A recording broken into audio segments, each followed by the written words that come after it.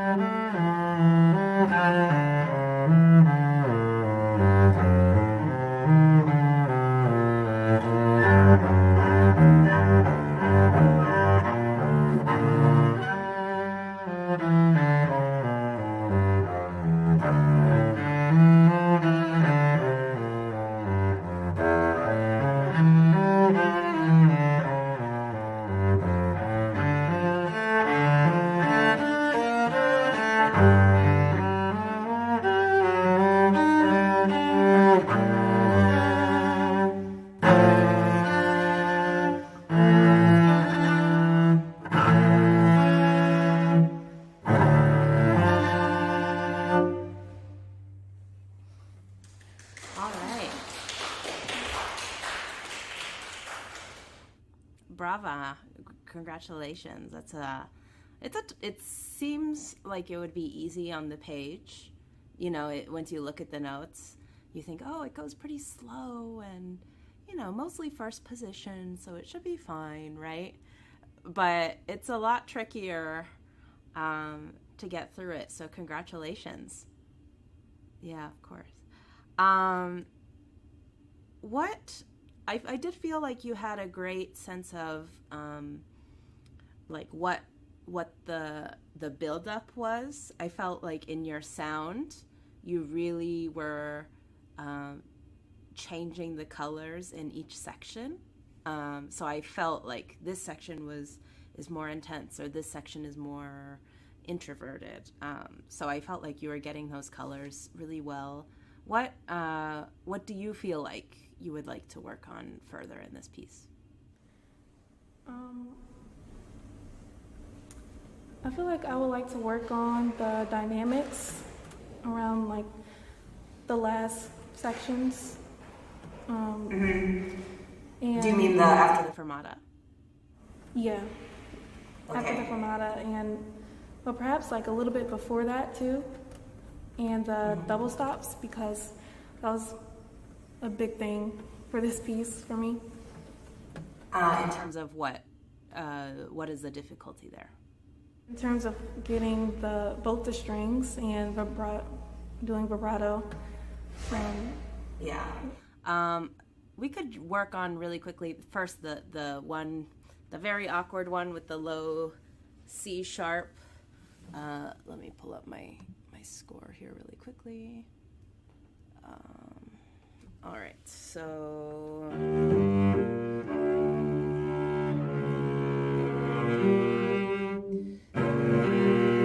what I would do for that, can you just play the four notes before? Do you know where I am? So after the fermata, 1, 2, 3, 4, 5. So the fifth bar going into the sixth bar after the fermata. Yeah, so just play from the low E flat. And don't play the chord, but just play the low C sharp.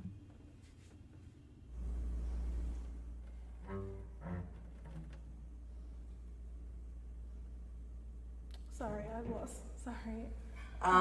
Do you, so, let's see. So do you see the chord? Oh, yeah, is it? So from the octave, from after the fermata, right? We have.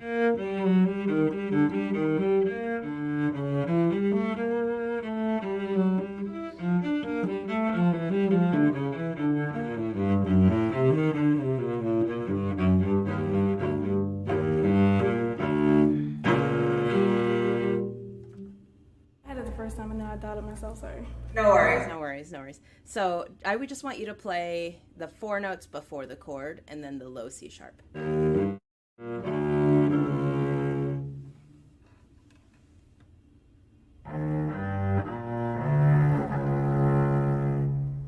Yeah, good, good, good. So what I want you to do is to not keep the second finger extended. So what I want you to do is really think about the one, and then you shift back to half position, and then just let yourself just stay on the C sharp a little longer. And after you play the C sharp, then we're gonna reach for the B flat and the G, and let go of the first finger. So you're not gonna have to hold it like this in some contortionist kind of position, right? So it's really kind of da da da da. So it's a shift, and then you can slightly. Actually, before I get into that, let's just practice it as two different notes, like an eighth note. The first eighth note is a low C sharp, and then the second eighth note is the B flat G. So what I want you to do is play the C sharp and just shift to that.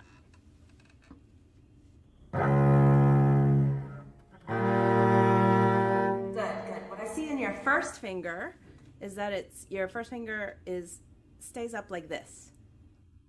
Is there a way you can let it rest almost on top of the second finger? Because you're not using it when you're playing the B and the G, right? The B flat and the G.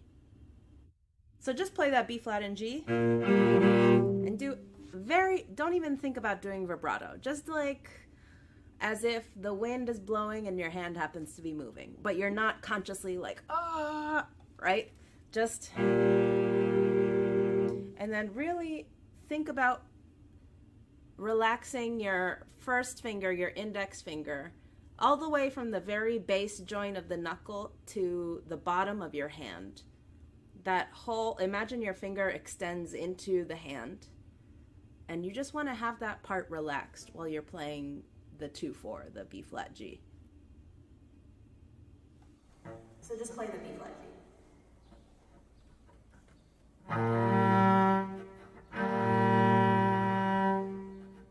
Good. Can you make sure the G is in tune with the G string?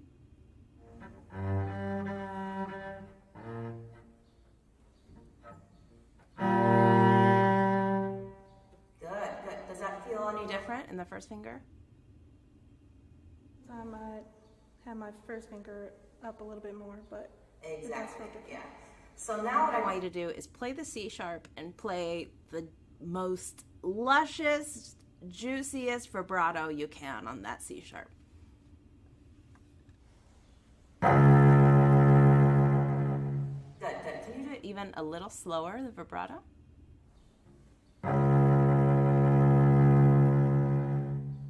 Good. Can you do it even wider?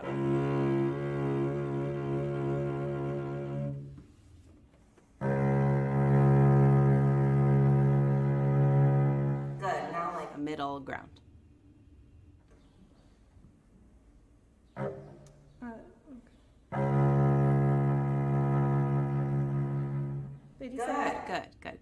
All right, so now, sorry, I'm a little sharp.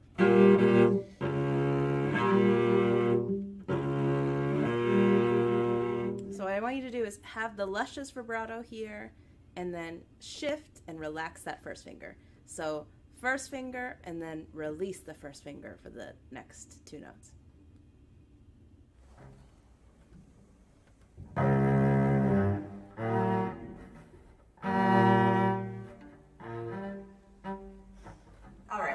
Without the bow ones. Okay, so I'm gonna put my bow here on my lap, and we're gonna do it pizzicato for now, right? So, like a jazz bass player, vibrato, and then,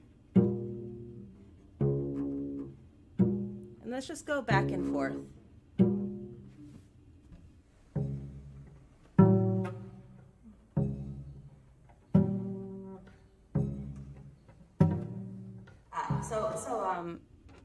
Can you tell me your name one more time? Sorry. Jayla. Sorry about that. Can you make sure that your G tends to be a little flat to where the G string is? So just make sure you're really getting up there.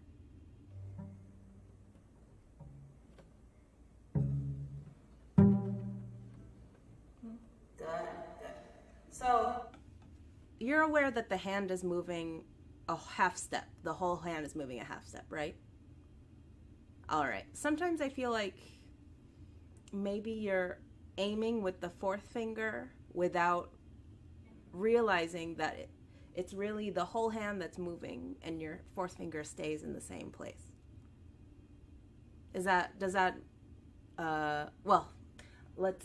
So what I want you to do, so we're playing the C sharp, right? So just play the C sharp like this. And then can you play a fifth above that?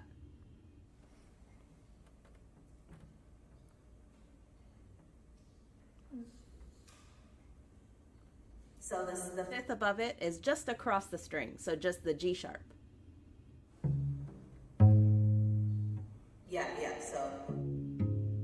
So just play those two together.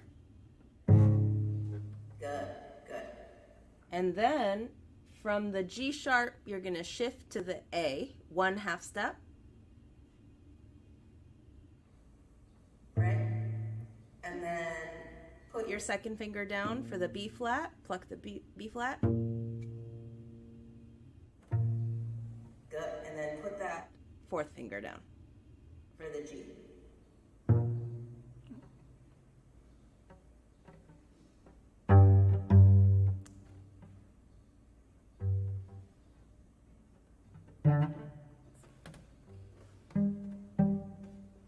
There it is. Yeah. So, and then put the B flat back, so the second finger. Right, and then put the fourth finger, the G. Good, good, good. So what I notice is that for each finger, you tend to move, you tend to reach individually, but the four fingers should pretty much stay in this kind of, if you imagine it like a grid. Have you ever used like Microsoft Excel for like school and stuff? Not much. Or like a grid. You've used like charts, right? Where you like write one thing that corresponds to this and there's a line in the middle, right? Yeah. So think of your hand as a grid. So this is box number 1, this is box number 2, this is box number 3, and this is box number 4. Oh, this is a horrible joke. Boxes, right? Forget I ever said that.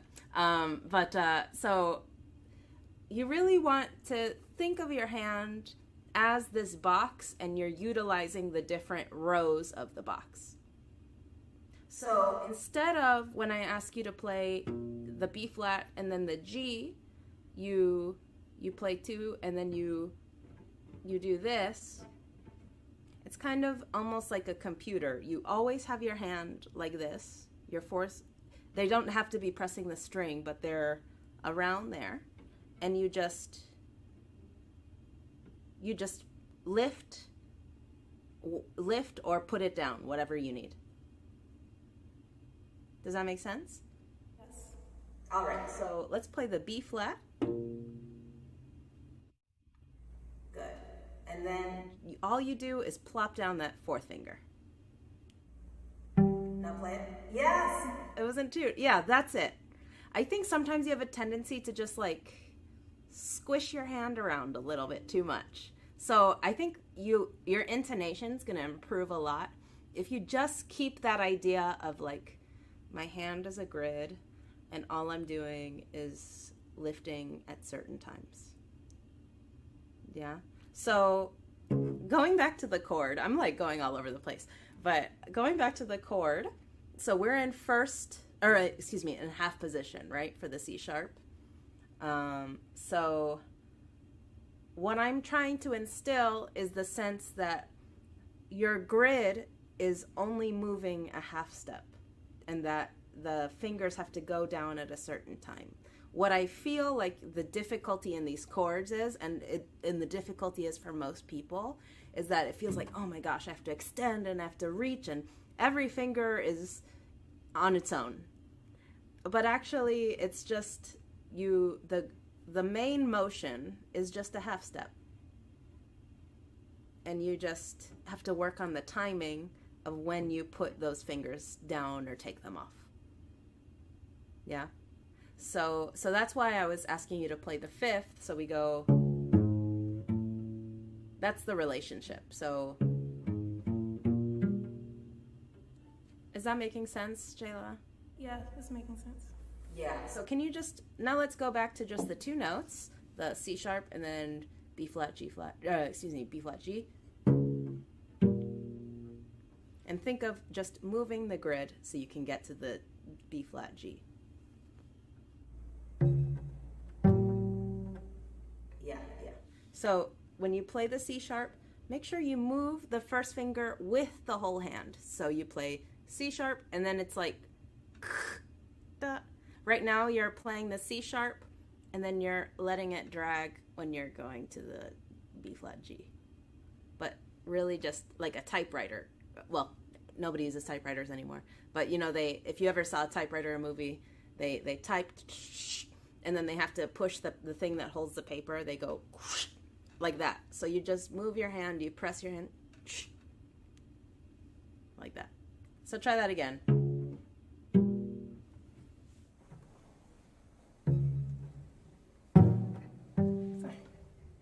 So move your left hand first, and when you feel comfortable, then pluck.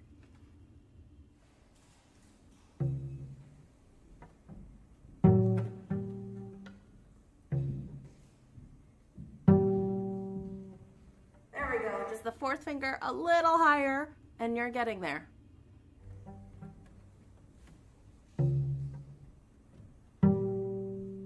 Good. Now do it looking past the camera. Don't look at the camera because that's awkward, but look at the sky or something like that. Practice it without, because you're not going to always have the luxury of having an eye contact here, right? So just, you really want to get it memorized, and so you feel it in the same way that you wake up in the morning and you stretch.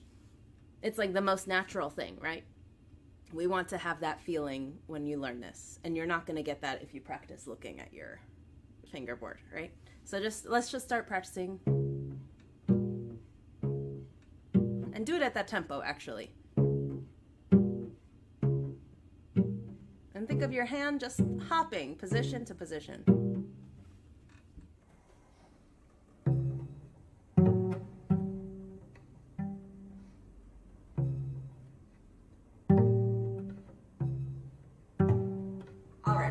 Feel like a little dance. Boom, bop, boom, bop, bop, and force yourself to get it in that tempo.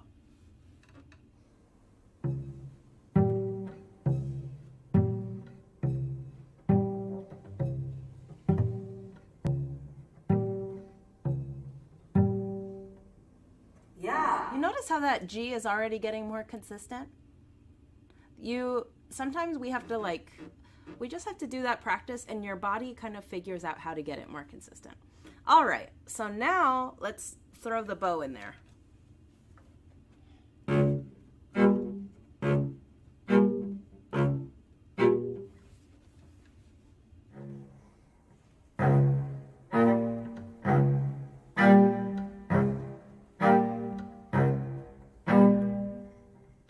Great. Now what I want you to do is hook bowings. So 2 downs and then 2 ups.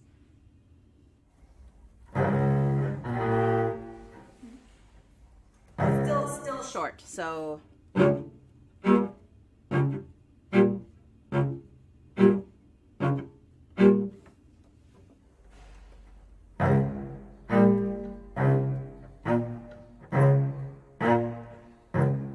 see that first finger flailing all over the place in the grid. In the chart.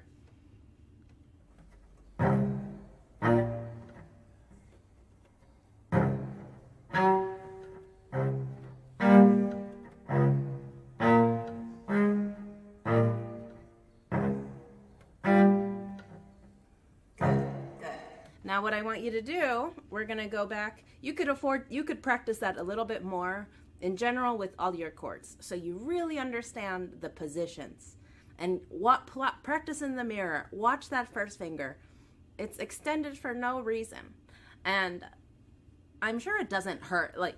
Sometimes we have extensions and we do them and it's like, oh, well, I'm not tired. It doesn't hurt. What's the problem? But sometimes,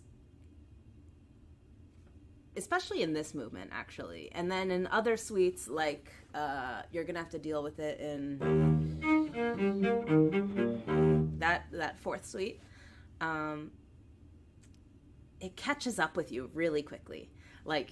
So that suite, the E flat suite, has extensions all over the place. And I have a very flexible hand. So when I was younger, I would just keep extending and be like, oh, there's no problem. And then somewhere in the second to last line, all of a sudden my hand would just be burning on fire, this crazy sensation. And I'd be like, where did this come from? Where did this pain come from? And it was because all of those little extensions I was doing added up without me realizing, and then caught me at the end. And it was like a sinking ship at that point. I couldn't do anything. So this D minor suite is a great way to get rid of that problem before you get into that really difficult piece where you're going to have to face that. So you really go ahead and, in your own practice, really make sure that when you're extending, it's for a good reason, because you don't want to extend just because. All right, so now what I want you to do is practice with the slur. I'd really think of the whole hand glissandoing a little bit to the G, B flat. But remember, the whole grid is moving.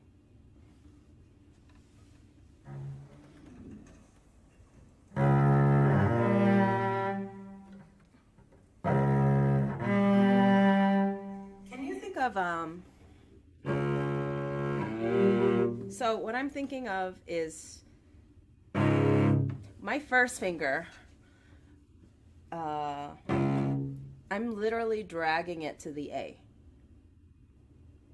Why the A? Because it's where the position is, the grid is located for the B flat and the G, and my first finger happens to be on the A. So you're gonna drag the hand, drag it. You're doing a good job at dragging 2 and 4, but then you release this and then it goes like this. But you want to drag the whole hand. Now, I don't do a glissando in real life in Bach there, but you learn with timing to get rid of the glissando. But for now, in this fundamental stage, we're going to have a little bit of a glissando. So really drag that first finger. Oh, sorry.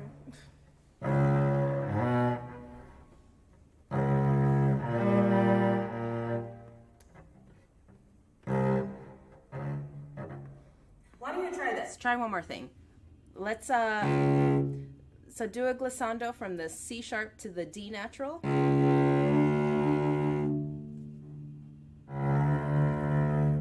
Good. And then just play the 2 and the 4 in the grid. Good. So what if you think of that? So your first finger stays down.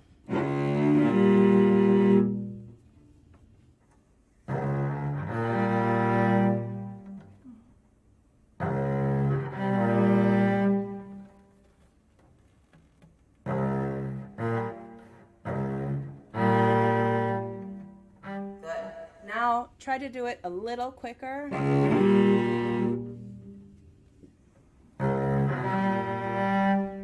Yeah.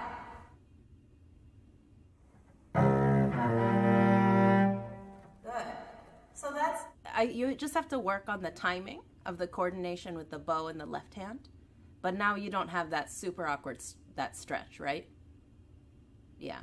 And it's more melodic because you're coming from, let me see here.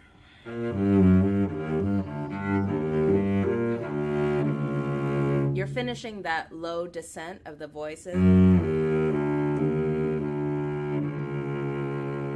So you want the first finger to be really engaged. You don't want it to be, because then it just sounds like random notes. We want to hear the connection of the D to the C sharp. Yeah? The chords at the end, I would recommend holding them a little bit longer. Really try to hold them for the full 3 beats. It really holds the tension.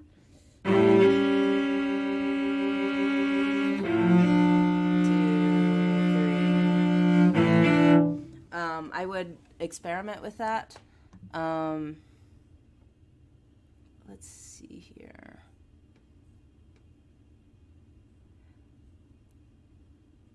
Can you start the beginning once? I just want to hear it one more time, if that's okay. And then we'll have to stop in like 3 or 4 minutes. We actually need to move on to our next performer. I'm so sorry. Oh, sure. Sure thing. But Jayla, I would apply that kind of grid motion to most of your work in the prelude. The dynamics are so great, but sometimes the positions are a little bit you get lost in the grid a little. So I would encourage your left hand to start thinking about grid-like motion. So then when you're playing notes, you're not thinking about a bunch of individual notes, but that you're playing a group of notes under a grid. Does that make sense? We apply that. Thank you so much. Okay, yeah, beautiful music making. Thank you so much.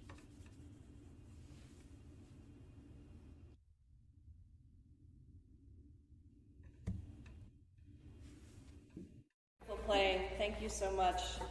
Our next performer is going to be Noah Dharmavirya.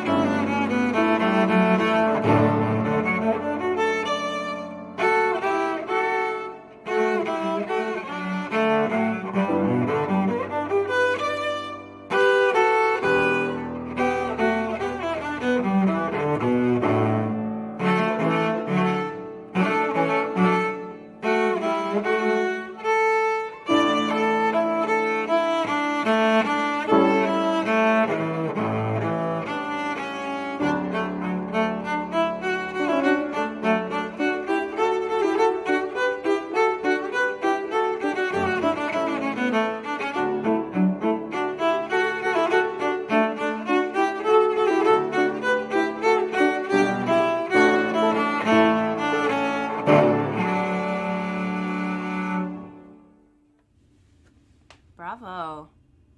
Bravo. Wow. Congrats. It's Noah, right? Yes. Yes? Okay, great. So nice to see you playing.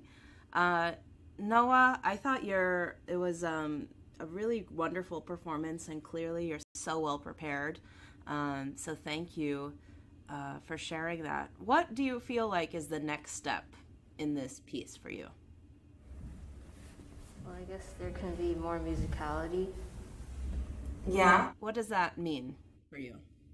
Well, I think especially phrasing, like where the peaks are. And Yeah.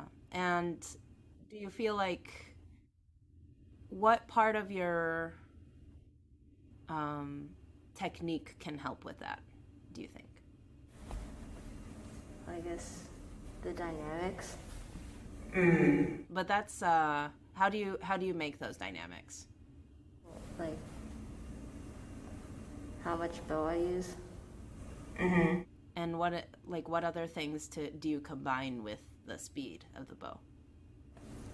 Well, I guess the weight. The weight, yeah. Okay, good. Can you just play the opening phrase one more time? Da, ya, da, da, da, da, da. Actually, just those few notes without the piano, please. Thank you.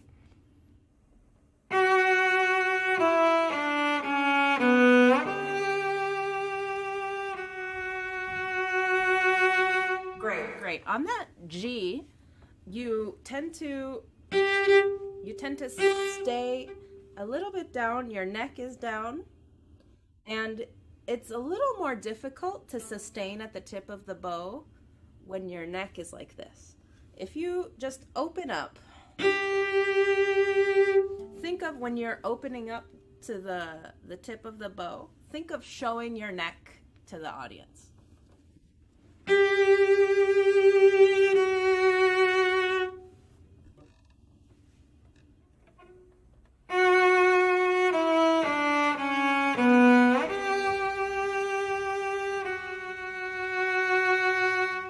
I'm not seeing your neck through my Zoom camera. Can you just play the G? And let's really exaggerate it. So you start hiding your neck at the frog, and then by the end of the bow, I want you looking to your top right. So I guess if looking up was 12 o'clock, 1 o'clock, 2 o'clock. So look at your 2 o'clock right there. So I'll demonstrate for you.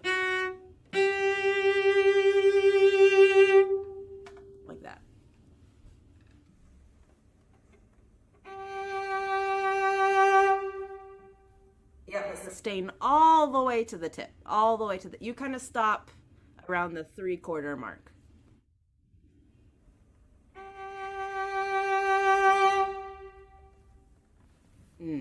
Are you playing, sorry, with the camera, it's a little delayed, so I can't quite tell if you are sustaining. Are you sustaining all the way to the tip? I think so. You think so, or I need you to do it one more time and really know it.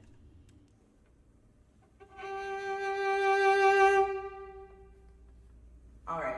And then can you add the F sharp right after? And I want a really, really smooth connection.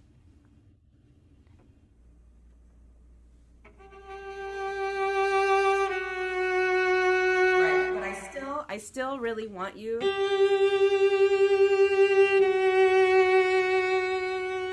so the neck opens up this way. So basically you're turning your head to the right a little bit.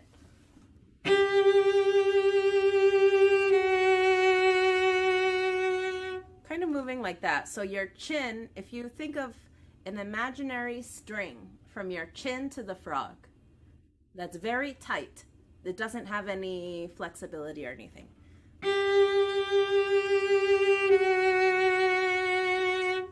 And you just have to move in that direction where the frog is going.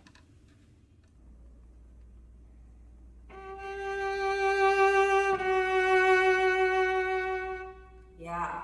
To me, that adds a little bit more expression, actually, sustaining really beautifully.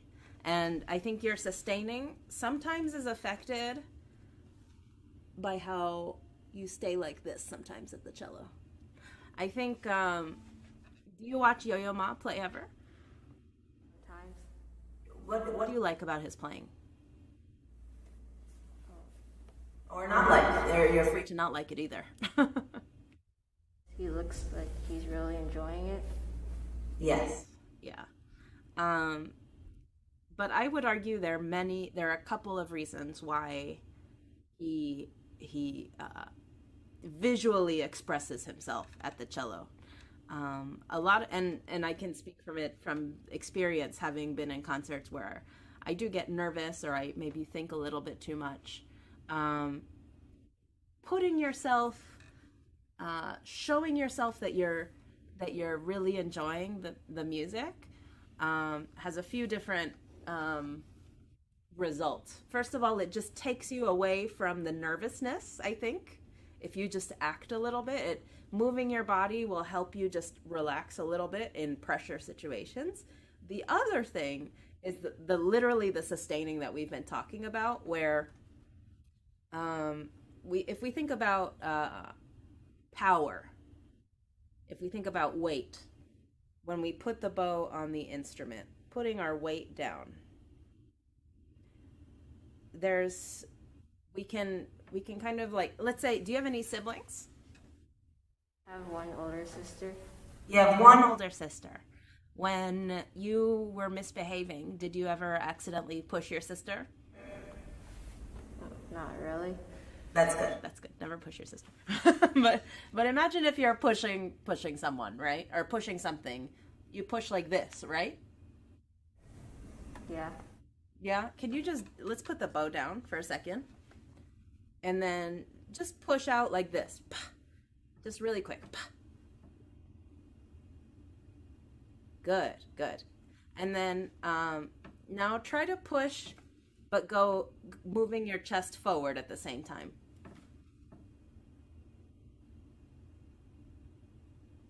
Do you feel like you have the same kind of power to push to the thing you're pushing? Well, it's different.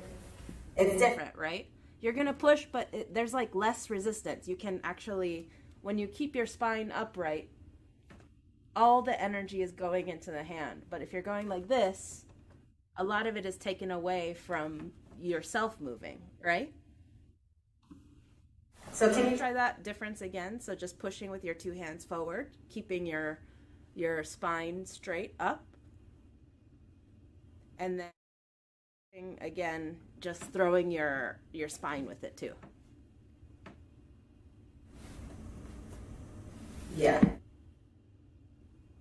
So it's a little less powerful, the second one, right? Yeah. So I think that's the same thing with the bow.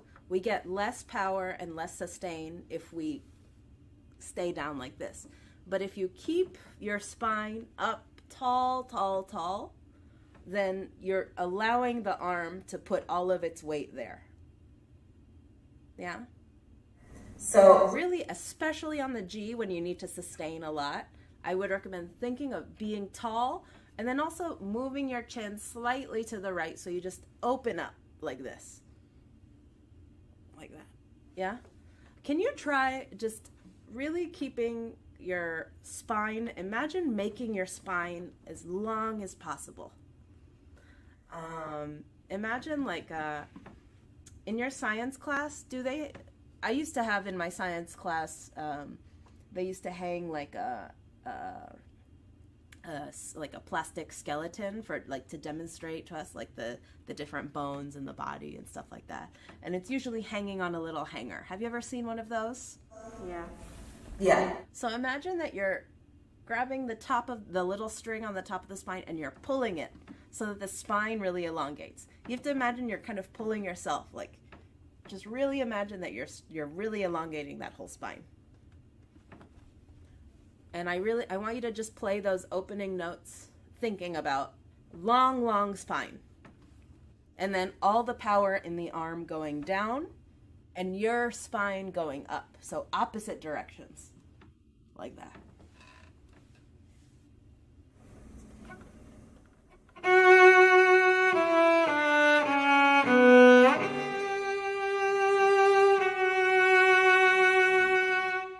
Yeah. I think the sound is starting to be, more of your expression is starting to go in the string. That to me sounded much more powerful. Now, one more thing I would love for you to do is literally just look up the whole time. Do you have the notes memorized, right? Those 5 or 6 notes? Yeah. I didn't count. But just literally look up on the other side of the room at the ceiling where the ceiling meets the wall. I just want you to look there and then play those notes again.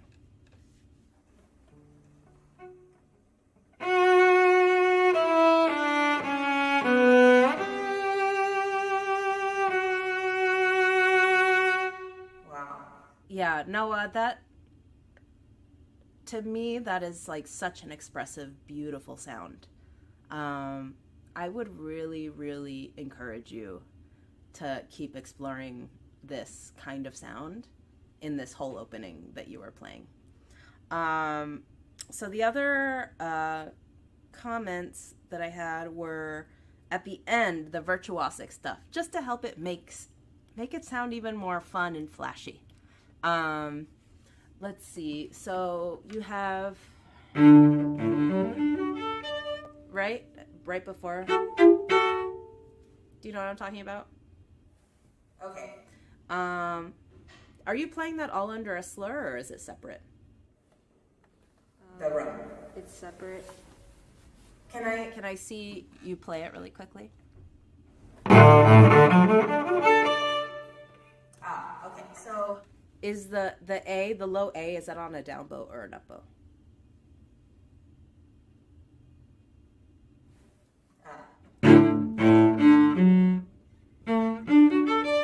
And then the top note is an up bow?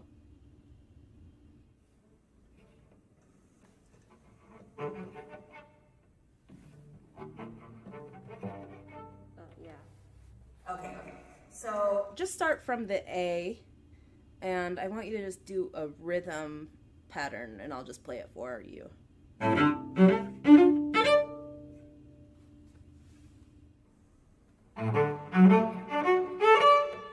Good. And then it sounds a little triplety. Ba ba ba ba ba ba ba ba. Really make sure the left hand is ba ba ba ba ba ba ba ba. I really almost sound like 30-second to 30-second to 30-second notes. Ba ba ba ba ba ba ba ba.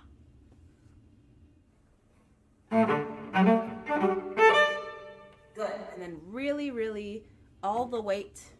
So again, tall spine and all the weight in the string. So Sorry, that's an ugly sound. So really.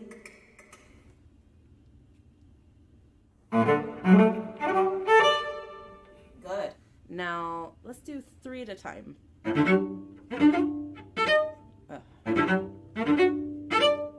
then the last one is a group of 2.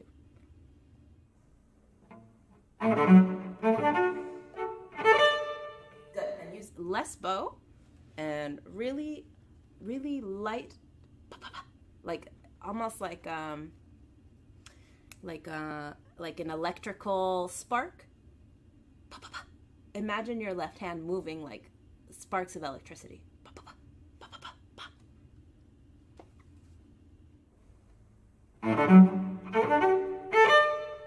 Good. Now let's do groups of 4.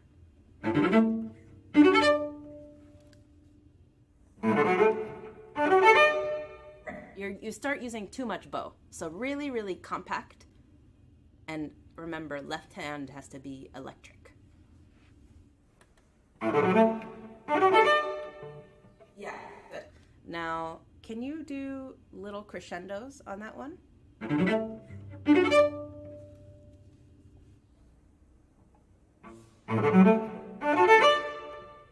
Right. So, can you sing ba ba ba ba?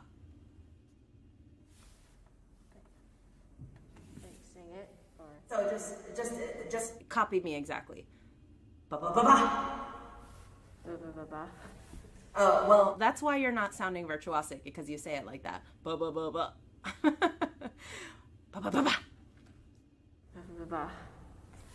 No, but more energy at the end. Ba ba ba. Ba. Oh no, you need to wake me up, scare everyone.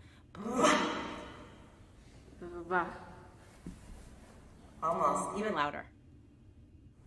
Ba. Yeah, just go. Ba.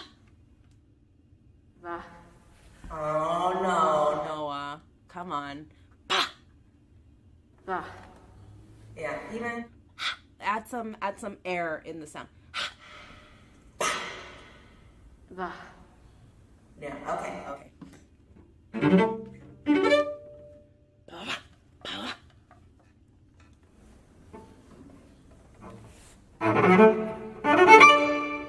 Good. That sounds a little more virtuosic to me.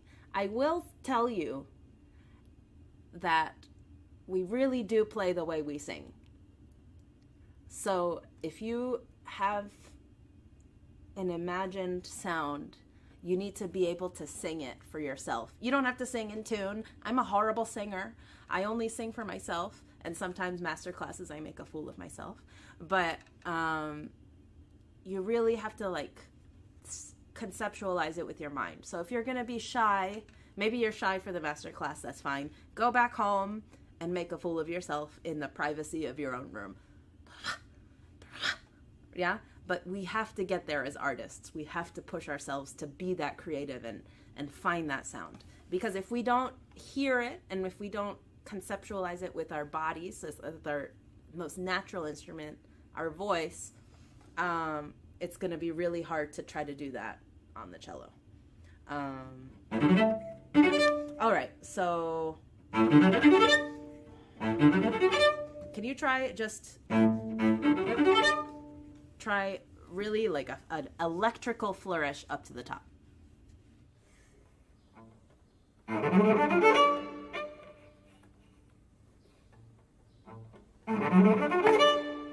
Good. Really, really compact bow, slightly closer to the bridge, so you get a little more clicky sound, kind of resistance sound.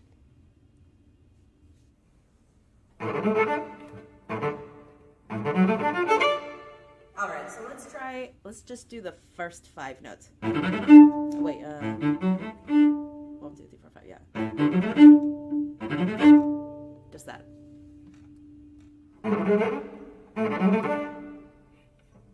Yeah.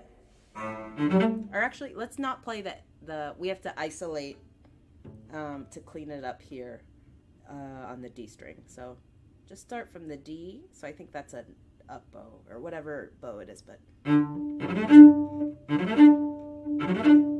that's the hard one. That's the hard shift.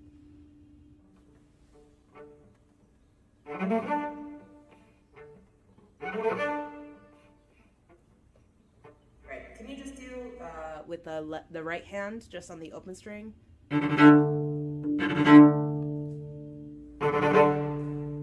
Yes. Even shorter and faster bow. Good. Now with the left hand.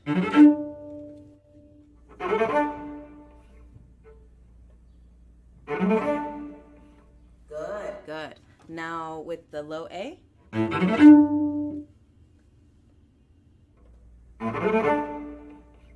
Yeah, what if you just play the A a little longer? This is just a little trick, maybe. Play the A a little longer, so. Yeah,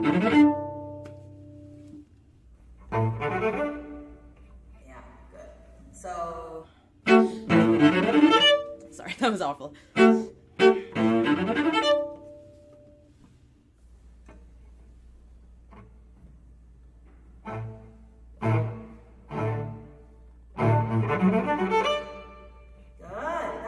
A lot more virtuosic. I think before I was hearing it just a little da da da da da da da da. Yeah, like it sounded hard.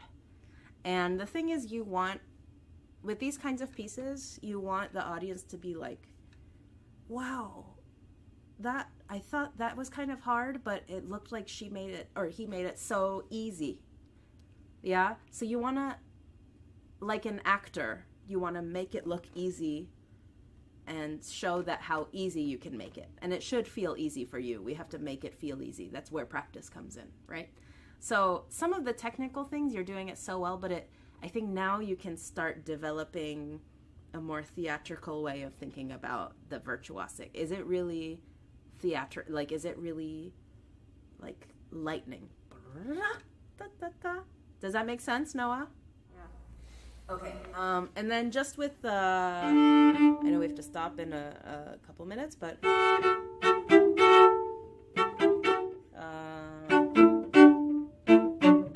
can't remember.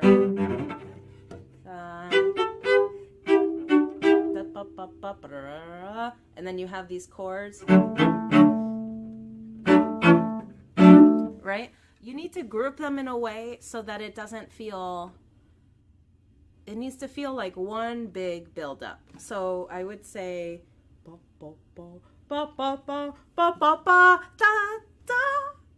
Yeah. Right now it just feels like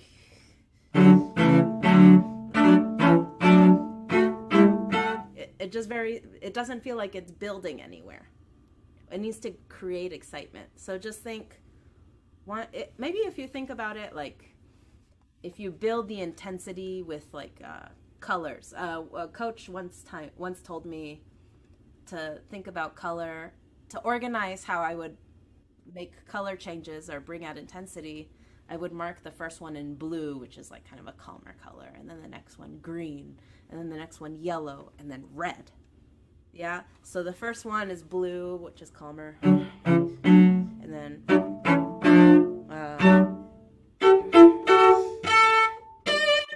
yeah.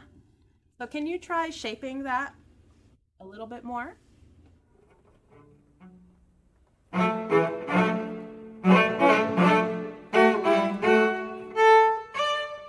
Good. So you need to use a little bit more bow for each group. And then practice the shift between the groups. Because I can see it's taking you a minute to think about where you have to go. I sense your thinking. You need to practice it so you don't have to think. Yeah? Good. I think we have to stop, Noah, but really work on that long spine idea, because your sound, I'm not lying to you, it was 10 times more expressive.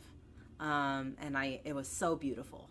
And then just work on grouping things together so the virtuosity really comes out. Thank you so much, Noah.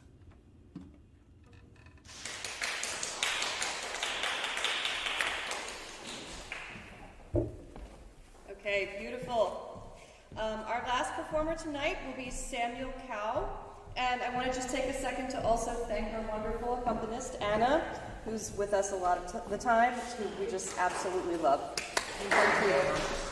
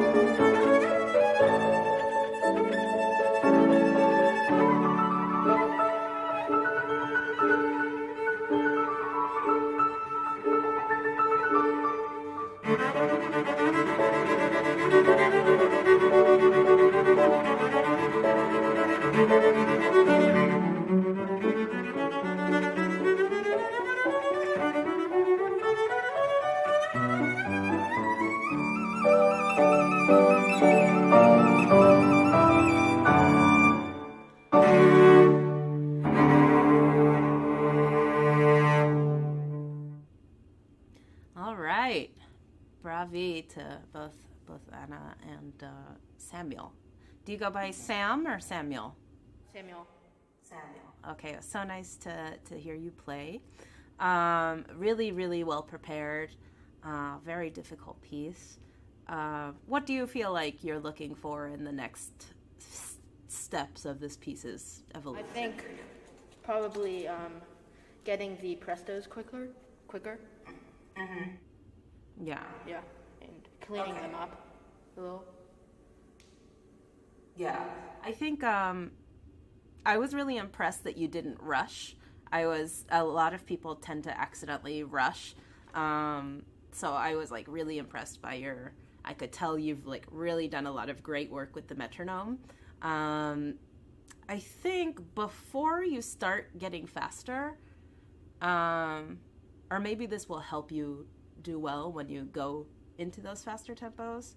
I don't know if you were around when I was talking to Noah, but having a really electric sense of the left hand moving is really important. Sometimes I feel like I used to think, the cello is so hard. I mean, learning the cello is like incredibly difficult. That's a fact. But there's certain things about virtuosity that I think because we think they're hard, we actually make them harder by getting tense in the body, by building tension, and then we move slower. And while, yes, like the metronome work is really, really necessary, a lot of it is kind of mind tricks. We have to like trick our minds to playing a little faster. So for example,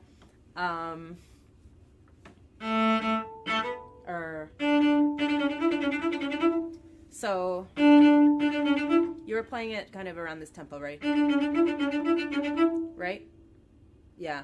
So I think it's the bar after that needs to be probably cleaner. That's the ease bar.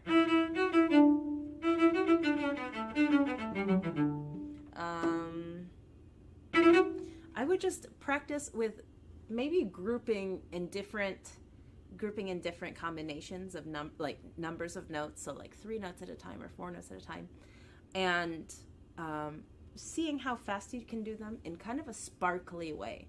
So really thinking about each movement in your hand is not necessarily muscle going faster, but it's like electricity that just pops. Pop, pop, pop, pop, pop. So can you just hold your hand up like this? So with your thumb over your fingernails here like this. I can't see you, but I'm assuming you're doing it right. But yeah, and then just go like that. That's really quick. Yeah. You feel how it's not really muscle, but it's just like a quick burst of energy, right? Yeah. Just letting the hand go like, so that's the kind of energy that we need to have in each finger, like that. So, let's see. I have the score here. Give me 1 second.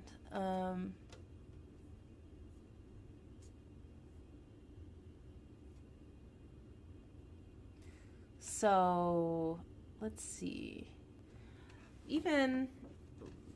Let's see. Da, da, da, da. Ba, ba, ba. Let's do the third bar of the presto, right? Let's do just 3 notes at a time.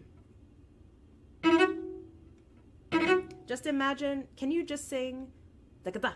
So I'm doing like T-K-T, da-ka-da, da-ka-da. Da-ka-da. Say that? Yeah, exactly. So you have to imagine in the bow, just do it on the string, da-ka-da. Yeah. So even the hand when you're playing with the bow, it has to have that same. When you say da-ka-da, it's very light, right? You're just using the tip of your tongue, right?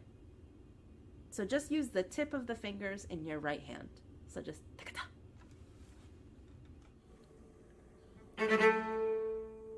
Yeah, even less bow. So think of the tip of your middle finger, your second finger, right? Just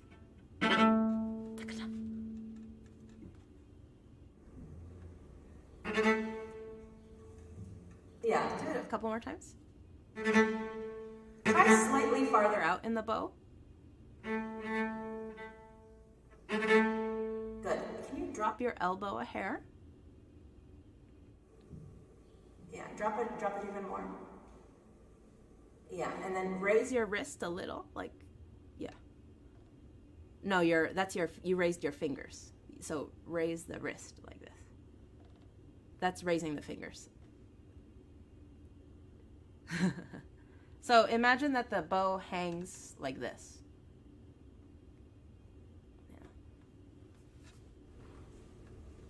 Yeah, great. So you're kind of using the shoulder. We don't need the shoulder. Just low elbow, and just like this. Like I'm trying to think of a good analogy, but I'm not right now. So like you're riding a bike. So you're holding onto the handles, right, when you're riding a bike like this. Yeah. Good. And then you just you don't point your hand down, you just let it hang. Yeah, good. And then just slide the bow in there. Yeah, good. And now just put it there on the A string. And then with the second finger, a little bit of the second and first finger, you go ta-ka-ta. Yeah. Farther out in the bow, yeah. Yeah. Good. So for me, it's a little bit like more, especially the middle finger, and you just go like you're shaking a salt and pepper salt shaker on your food. I love a lot of salt, so like that. So when you're putting like salt on something, you go like that, right? Maybe you're healthier than I am and don't use salt.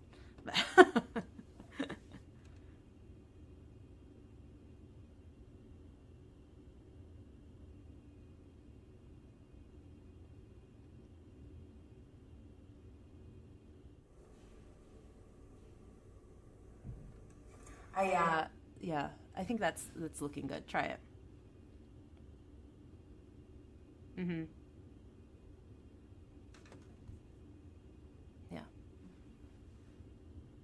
Yeah, I'm just trying to, let me see if I can, yeah, that looks good. Try it, with the bow. Good, and slightly closer to the fingerboard. Yeah, good. Now, a little faster.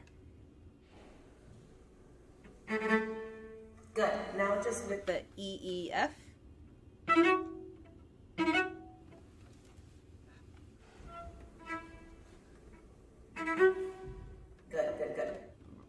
Your first finger, does your first finger feel extended? On your left hand? Yeah, don't extend right there. But you're coming from, and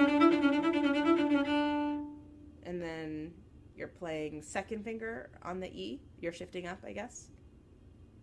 Yeah. You don't have to extend until the very last second. So I don't extend until here. So I think the extension might be making you slower because you're tensing in your hand. Sorry, I'm telling you so many new things right now. Good. Lower the right shoulder. Yeah. Good.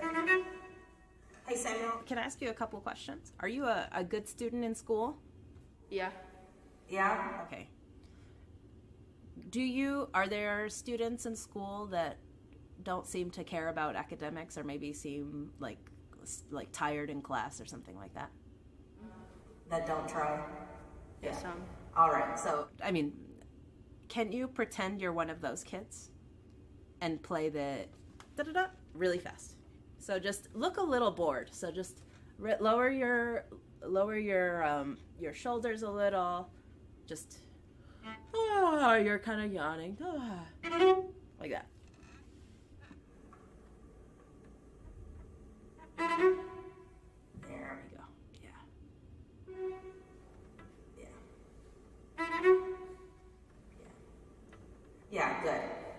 think a little bit of I'm a little bit like you. I really want to do everything really well.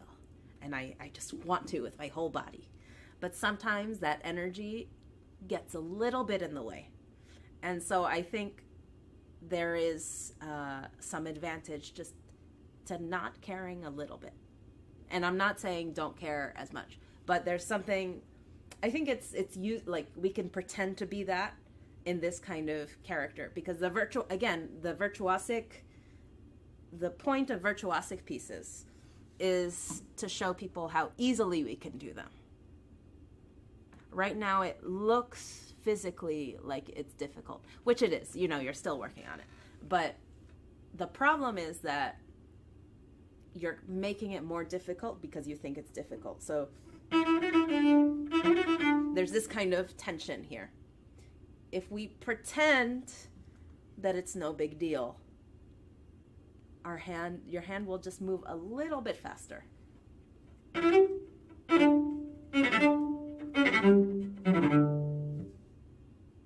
Yeah? So we're doing a couple of things. We're relaxing the body so that the muscles can work and have that electrical movement. And then also, we're practicing the charm of playing a virtuoso piece, which is to go on stage and be like, look how easy this is for me. So you're doing a couple of things at the same time. So why don't we just do 3 notes at a time, that whole bar.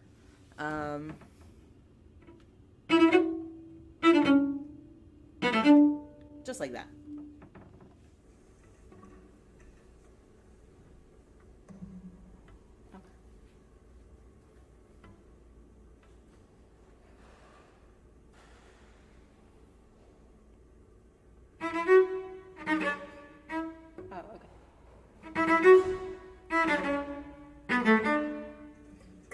Good. Now, lazy playing. I want you to play lazy. Lazy but fast. So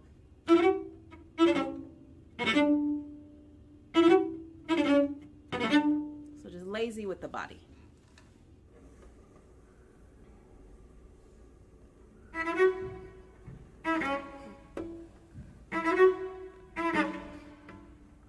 Try just let's separate the position. So we'll do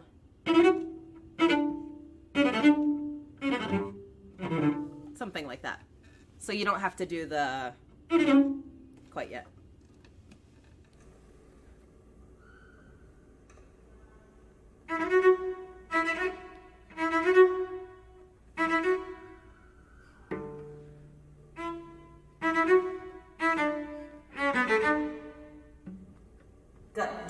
Do those exact groups that you did, and just think of like that same electricity. So think of just popping with your left hand. Pop, pop, pop, pop, pop, like popcorn.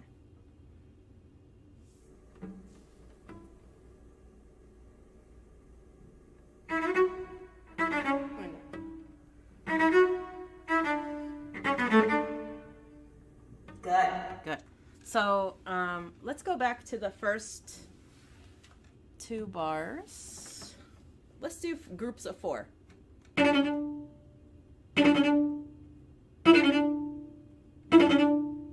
Yeah, so just you a little pause between each group, but then right as you start, it's like pa, taka-taka, taka-taka, taka-taka, taka-taka.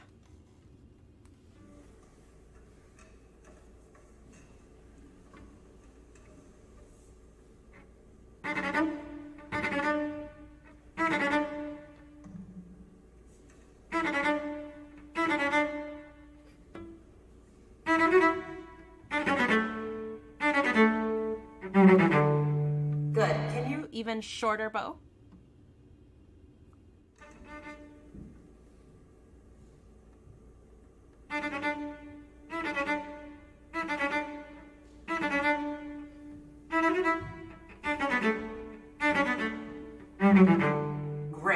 Great. Now, what I want you to do is put an accent on the first note and decrescendo on each group of 4.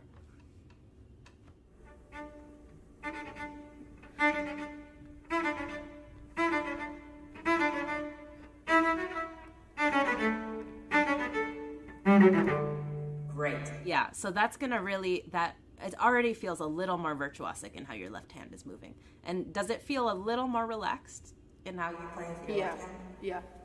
Good. So that's going to enable you to get to that next level. We have like 2 minutes, so I just want to go to the beginning. Sometimes your bow changes, and when you start the bow, it's hard to get a clean start, right? Yeah, so for that D, that opening D, what I want you to do is just put your bow on the string, ready to play that first note.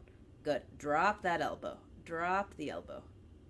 Yeah. So the elbow should almost be lower than your wrist.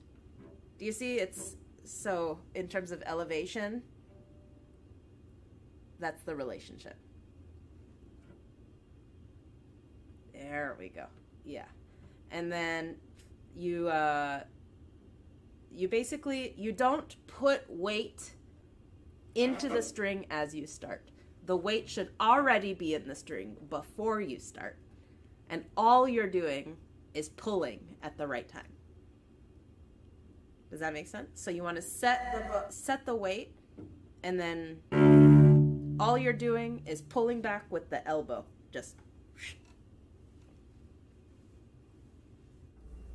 So just play the D a few times. Let's just work on starting it.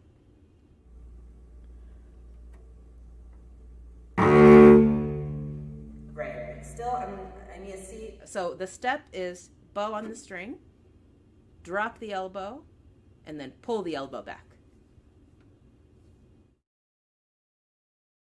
Good. I also think your contact point is a little too close to the bridge. It should, because it's still a low position, you should be playing slightly closer to the fingerboard.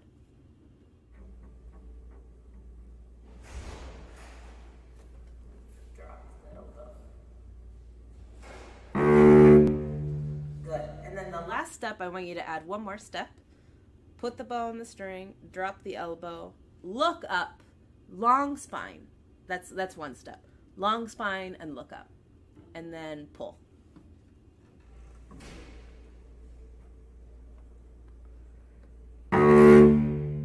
Good. So that I think is going to help you get a more consistent start to these notes. And then let's do the same for the tip of the bow. So you have a up bow on the F sharp, correct? Right. So just get to the tip right here. Good. Drop. I guess that level of the elbow is okay. So what you want to do is imagine your bicep here. We're not using muscle. I'm just directing you ergonomically. You're pushing. But the weight should already be in the string. Because you've already kept the elbow pretty low here. So the F sharp should just be you really swinging the elbow to the left.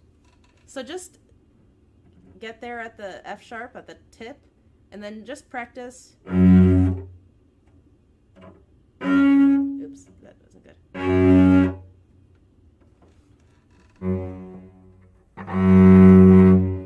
So it's your bow. Okay, put it on the string really quick. Raise the tip just a few degrees. No, the other way. Yeah, that's a straight bow right there. You weren't straight. Yeah. There it is. Yeah. So you just want to really practice getting that consistent, and then eventually you put that together in the context of the phrase. So just really make sure that the mechanics of your bow, like how your bow starts. So I would say don't practice the bow change. Practice the result bow. And then add the previous bow so you can practice the bow change. But first, I feel like a lot of us practice bow changes, but we don't even know how to do the result bow well in the first place. Yeah? because you have such beautiful expressive playing, but sometimes the bow changes were a little tricky. So just make sure, like, especially with the mirror, check that your angles are right, and really put it into your muscle memory how to start these consistently with a beautiful sound. And then you practice the phrase, and you'll notice that it'll get a little bit better. It's actually a pretty simple fix, but sometimes we get stuck in, oh, it's a musical problem, or, I'm analyzing this, my own technique. What am I doing wrong with my technique? Everybody's body is different. Everyone plays cello so differently, as I'm sure you've seen with like different YouTube videos and stuff like that. Every cellist has a different bow grip. You're not doing anything wrong. You just have to figure out what works best for you by experimenting. Yeah. Beautiful, beautiful playing. Great job. Thank you, Samuel.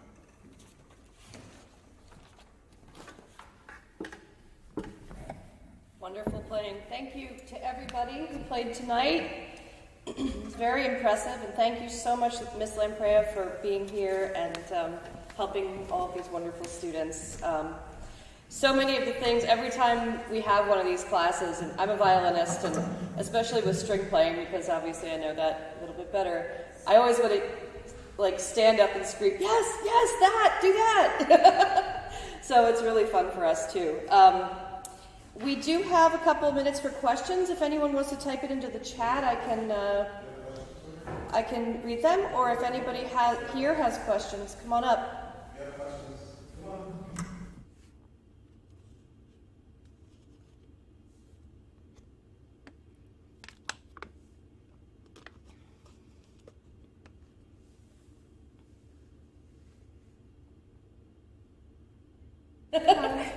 Hi.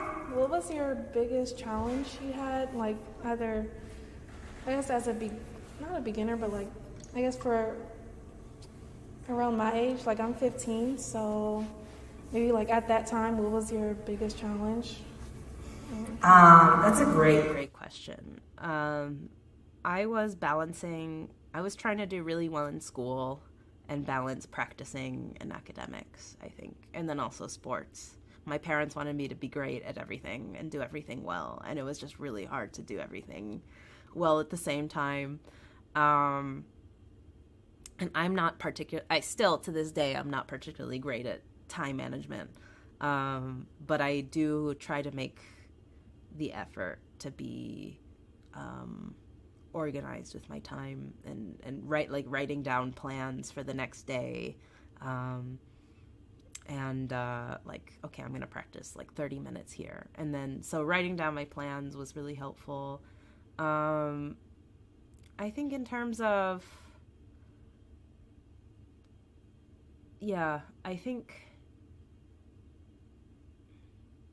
then also, like, I didn't have a lot of friends in school that played the cello. I went to a school without an orchestra program.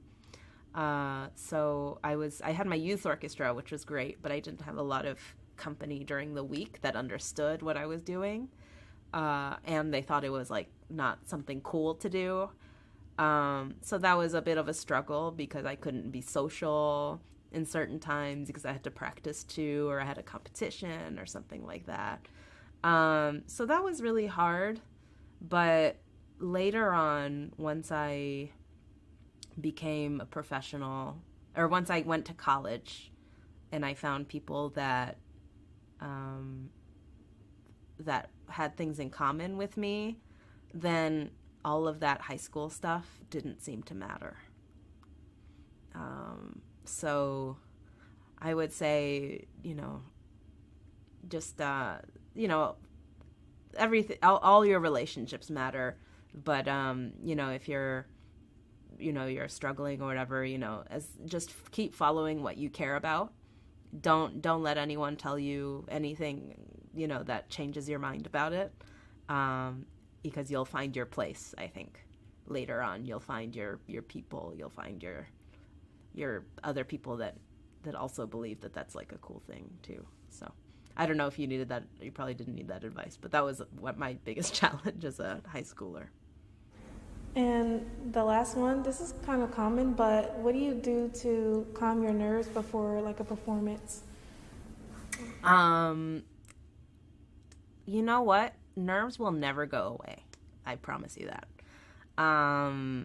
You just kind of learn things. Well, first of all, in the performance, I try to basically see it as a positive thing. That means that I care a lot, that I love the cello, that I love it so much, that I really want it to be great. I think when I practice, I do plan out certain spots where I know I'm going to be nervous to think about other things and dumb things.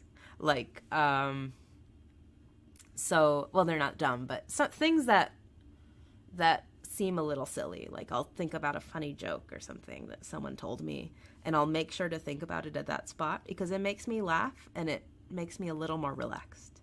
And then it also reminds me, like, this concert isn't the end of the world. Like, this isn't, I'm going to play this concert and I'll go and then go about my life and the whole world keeps running, So I just have that moment where it brings me down to reality a little. And then I relax, and then usually I play better. So that's one little coping thing. Another thing is that before performances, I usually call like a friend or something and talk to them about nothing. Like about, what's going on in your day, da, da, da, da. And that also calms me down a little bit because it reminds me that there's more to life than playing a perfect concert. You want to move these people, but if you make a little mistake, it's, people might remember for 2 seconds, but everyone has their life and everyone's doing things. And as long as they're moved emotionally by your piece, ideally we should be technically prepared for all our things, but, yeah, so those are little things that I do to reframe my nerves. But I also have grown to see nerves. Well, I try to tell myself that nerves are a positive thing, and that it means that I'm going to give something really important. Yeah. Thank you. Mm-hmm. I think I have that shirt, too. I've definitely played a concert in that shirt, Jayla.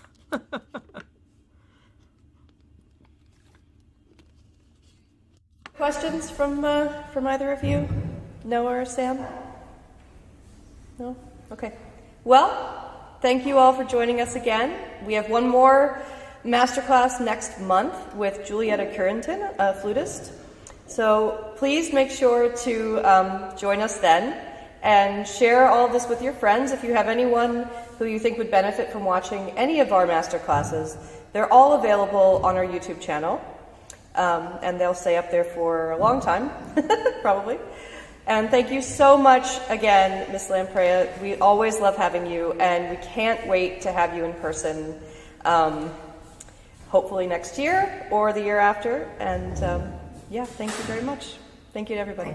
Thank you so much, everyone. Great job.